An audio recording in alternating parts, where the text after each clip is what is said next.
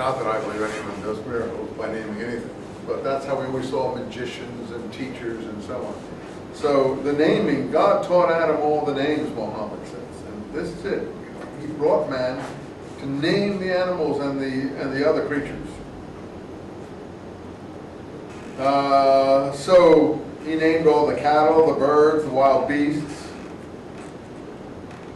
So this is not as good a history as the first account, right? But it's more attractive. It's more artistically pleasing. It's artistically probably superior. Scientifically, it's inferior. Artistically, it's superior. So you have to look at it like that. So then we're in the story. We like the story. We want to know what happens. Whereas the first account is not a story you want to know what happens. It just is an event. So God made man fall asleep, and while he slept, he took one of his ribs. And he fixed flesh about it. And the man woke up, and probably this was a very old saying that the story is built around. This is bone from my bones, flesh from my flesh. This is called woman, for this was taken from man. That was probably a very old, I have it set aside in my text, well, I like this text because it sets old passages aside. What it thinks are old, like poetic phrases. And so it could be that was the original thing that the writer picked to tell a story on, and some other sayings that we'll get. Anyway, we're hurrying to the end here of this story. So this rib problem, I'm not a nurse or someone who knows the physiological structure of mankind. What are they called? Someone who knows physiology. Anyway, physiologist is good enough. Anyway, I'm not someone who knows those things very, very well. But someone said to me once in one of the classes, and I'm not sure if it's true, that men and women do have different rib structures. Is that true? I don't know. Huh? It isn't true. Well, these people obviously thought that they did. They thought that man had less ribs than women. I'm sure that's what they thought. Whether it's true or not, I don't know. But you guys can look into it and tell me. I'm not, as I said, I'm not spent a lot of time in the hospital. Are you a nursing student? No, I've heard that before though. Yeah. Other people have told me that before. Yeah, so I've heard that too. Somebody told me it's not true. Yeah. I'm just throwing it out as a possibility. But it isn't probably, well, I don't know if it's true. I'm not Leonardo da Vinci. I don't cut people up and, look at all their, or Michelangelo or these people. I'm not into looking at corpses and things like that. But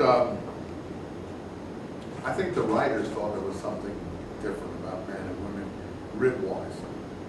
Because if Adam was going to lose a rib, it must be that other beings must have had this rib or something. I'm not sure. In any event, probably not, but possibly yes. Put it that way. What else? What would be the point of the story otherwise? I'm not sure why he would choose to frame it like that. But anyway. And this next conclusion at the end of chapter 2, that's why a man leaves his father and joins himself to his mother, and to his wife. Leaves his father and mother and joins himself to his wife, and they become one body. Well, because I suppose it's saying that the piece of the body was taken from the man, so they return to their... this is very artistic, you see. There's no science behind that. That's just the writer is...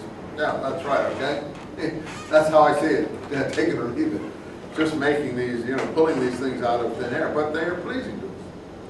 And when people in the frontier or in the villages in the Middle Ages or something would talk to their children, I'm saying, look, it's because Adam took his rib and that's why you marry a woman, and that's why you become one flesh, and that's why you're closer to your wife than you are to your parents.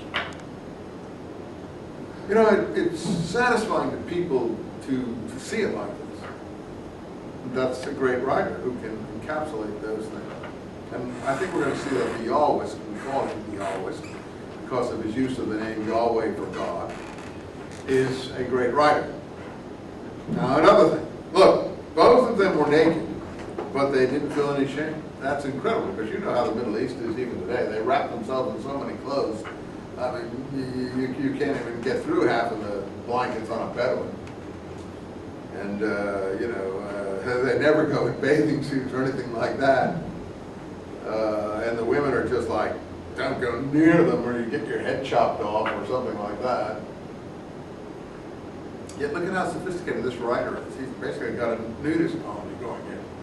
And he knows that originally, he knows like animals, for instance, don't feel shame. They're not clothed.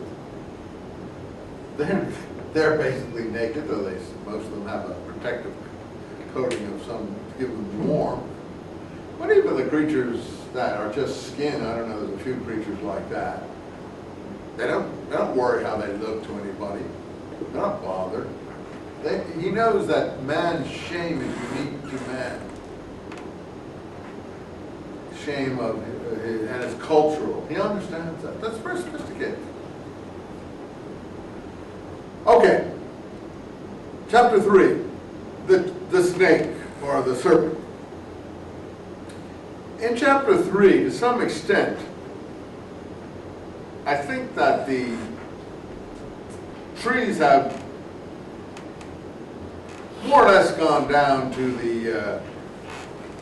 the one tree, the tree of the knowledge of good and evil. And the other tree is not spoken of to any extent anymore, the tree of life. Except maybe in the moral at the end of the story. Another thing, the snake. First of all, the writer knows that people have a natural fear of certain things. One thing they have a fear of is certainly snakes. Probably people fear snakes more than even spiders. I know women don't like spiders from what I'm told, but I don't think men really are afraid of spiders. Just about everybody who's got, unless they're trained not to be, are afraid of things like snakes. It's just a frightening creature for some reason, even though it's quite a beautiful creature when you get to know them. My kids were very into snakes. I never would take them in my hands and sort of curl them around my neck and do all the stuff that they would do. But it's just a matter of how comfortable you feel. But most people have a natural sort of, and the writer knows that. But even more than that, I think this writer knows that a lot of the things he's speaking about here, that's why he's a great author.